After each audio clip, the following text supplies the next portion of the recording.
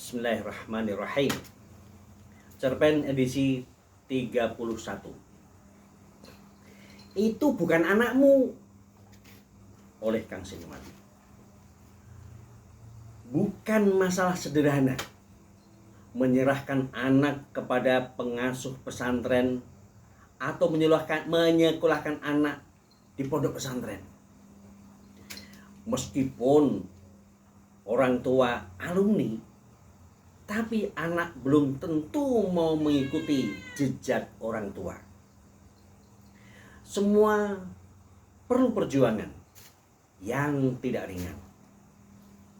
Apalagi orang tua yang belum pernah merasakan pendidikan pesantren. Rasa was-was sering menyelimuti orang tua. Begitu juga Karisma, putri Pak Karyo yang berkeinginan kuat mendapat pelajaran. Dapat belajar di pesantren Putri Dadung. Karisma semangat sekali mengikuti persiapan daftar dan selalu aktif mengikuti arahan dan saran para pembina. Selama 5 bulan, tiap Sabtu dan Ahad bersama-sama calon santri dan santriwati yang kebanyakan masih kelas 6 SD. Mereka berkumpul, berdiskusi, mendalami dan memperbaiki bacaan Al-Quran, merangkai huruf-huruf hijaiyah, matematika dasar, dan juga memperbaiki niat dan tujuan belajar di pesantren Putri Dadung yang sudah melegenda di dunia pendidikan. Di era Covid ini ternyata membuat banyak lini kehidupan berubah. Termasuk juga proses pendaftaran pun tidak seperti tahun-tahun sebelumnya. Meskipun pesantren ada di kampungnya sendiri, namun proses daftar tidak dibedakan dengan calon santriwati yang dari lain daerah. Anak-anak berangkat, daftar, tinggal sementara di pesantren, harus berkelompok dengan protokoler COVID yang ketat. Dan yang paling unik, orang tua tidak diizinkan mendampingi mereka. Pendaftaran dan pembayaran dilakukan dengan online sebelum mereka masuk untuk ujian. Saat pemberangkatan, para calon santriwati, Pak Karyo dan istri menyaksikan. Begitu juga para wali santri yang lain. Meskipun pesantren Dadung itu ada di kampungnya sendiri, tapi para calon santriwati dilepas seperti hendak pergi jauh dan entah kapan bisa bertemu lagi. Air mata Pak Karyo dan istri tidak dapat dibendung, mengiringi langkah kaki putrinya. Langkah kaki? Ya, karena mereka hanya jalan kaki dari masjid tempat mereka berkumpul selama ini menuju pesantren yang setiap hari menjadi pemandangan dan hanya bisa dipandang karena belum pernah memasukinya. Ujian pun berjalan lancar. 4 hari kemudian akan diumumkan hasil tes masuk. Menjelang pengumuman, Rabu siang, Pak Karyo dikejutkan dengan telepon Karisma. Bagaimana tidak terkejut? Tiba-tiba putrinya menangis, tidak mau sekolah di sini. Minta dijemput siang ini juga. Kalau tidak, dia mau kabur. Padahal besok pagi akan diumumkan hasil tes masuk dan penempatan. Pak Karyo dan istri yang membuka kafe di langganan santriwati sempat kebingungan menghadapi situasi anak yang sama sekali tidak diduga ini. Apakah alumni? Coba lobi pengasuh, barangkali bisa menemui Karisma, usul istri kepada Pak Karyo. Mereka berembuk di ruang lesehan belakang kafe tempat tetap menerima klien yang disambut para asisten-asisten muda. Pak Bos, di depan ada teman Pak Karyo mencari Bapak, kata salah seorang asisten kafe. Suruh masuk. pinta Pak Karyo. Tamu dipersilahkan masuk. Usai salam dan jabat tangan, tamu dapat tawaran. Kohwan, pilih minum dan makan apa? Tawar Pak Karyo kepada tamu yang dipanggil Kohwan, seorang terapis panggilan. Manut, jawab Kohwan yang sudah lancar bahasa Indonesia. Dari mana aja nih kok? Tanya Pak Karyo membuka obrolan siang itu. Siang yang seperti secangkir kopi, panas, manis, pahit, bercampur aduk untuk dinikmati. Biasa, resiko jadi pria panggilan. Ada klien yang memerlukan, jawab Kohwan. Kohwan, kenapa tidak buka tempat seperti kami buka warung? Tanya Pak Karyo. Enggak ah, saya kan belum seahli yang dibayangkan teman-teman. Masih belajar, jawab Kohwan merendah. Subhanallah, tawadhu banget hati jenengan kok. Komen Pak Karyo dalam hati tanpa suara.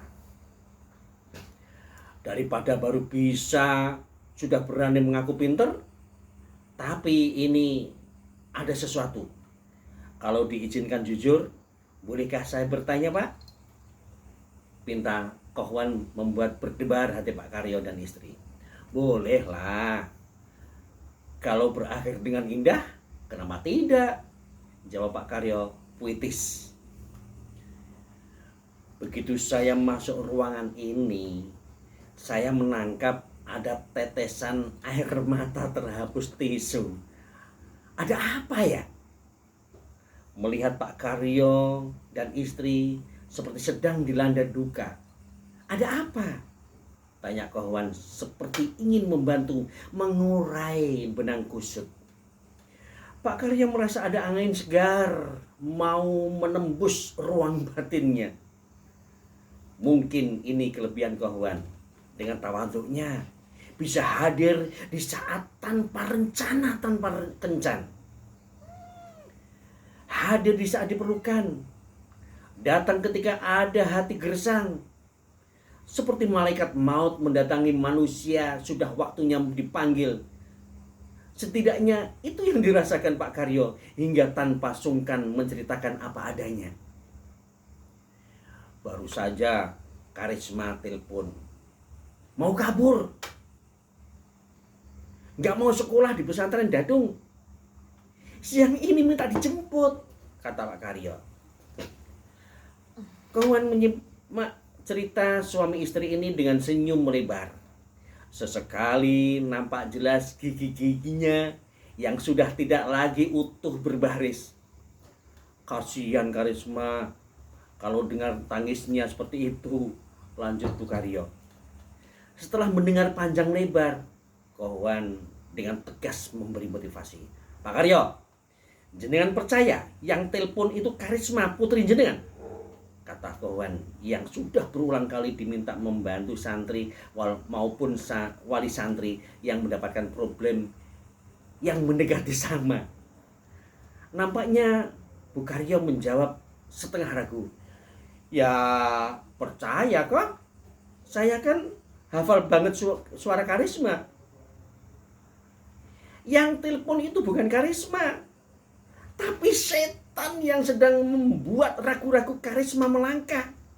Itu jelas setan, bukan putri bapak. Jelas Kohwan. Kohwan menjelaskan, jika manusia keluar rumah untuk menuntut ilmu, maka dia fisabilillah hingga pulang. Yang berani mencoba menghentikan langkah santri itu jelas-jelas setan. Hanya setan. Maka jangan hiraukan Pak. Jangan hiraukan. Pak Karyo dan Ibu harus menambah keyakinan bahwa putrinya sedang berjuang. Jangan ikuti rayuan setan. Jelas Kohwan. Tapi Karisma menangis dahsyat kok. Karisma bisa berbuat konyol kok. Itu yang saya khawatirkan. Terus aku kan piye? Saya harus bertindak apa? Terang Bu Karyo. Kohwan mencoba menggali potensi dan energi untuk memahamkan kepada suami istri ini. Oke, kalau begitu Pak Karyo kalau tidak mampu menyelesaikan urusan sederhana ini, kata kawan. Benar juga ente bilang kok, gumam Pak Karyo. Ternyata istrinya pun juga bergumam sama dalam hati. Dasar pasangan romantis selalu merasakan hal yang sama. Pak Karyo ingat ayat, barang siapa bertakwa kepada Allah, maka satu, Allah akan memberi solusi atau jalan keluar. Dan dua, Allah memberi rezeki yang tanpa diduga-duga. Tolong jawab. Memberi solusi dan rezeki itu pekerjaan siapa? Pekerjaan siapa, Pak? Tas Kohwan yang meredakan duka di hati. Allah. Mereka serentak menjawab, pasrahkan diri kita kepada Allah dan serahkan urusan ini kepada Allah. Allahumma aslamtu nafsi ilaika wa fawwadtu amri ilaika. Terang Kohwan. Sebentar kok. Saya tertarik doa ini. Kayaknya saya sangat perlu sekali doa ini untuk situasi yang sebenarnya sederhana, namun ternyata tidak semudah ini. Lanjut Pak Karyo. Kohwan menulis doa tersebut di atas kertas nota yang diambil dari meja kasir. Wajah mereka sudah lebih ceria. Tidak seperti ketika Kohwan datang. Tanpa disadari, ternyata sudah siap santap di depan mata sepiring nasi putih, ayam geprek, lalapan, dan segelas es teh. Silakan nikmati karya kami. Ini menu favorit anak-anak pondok. Promo Bu Karyo.